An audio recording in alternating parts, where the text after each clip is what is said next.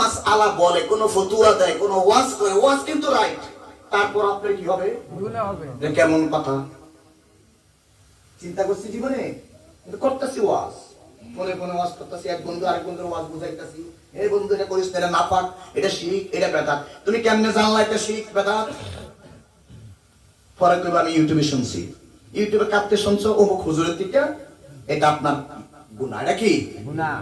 এই কথা রেকর্ড করেন, আমি চ্যালেঞ্জ দিয়ে বললাম, এটা কি হবে? গুনাহ। এখন প্রশ্ন করবেন তো আমরা কি মানুষকে দাওয়াত দিতে পারবো না? হ্যাঁ, এটা তো করে যাইতাছি। এই প্রশ্ন রাখতে দিন মনে।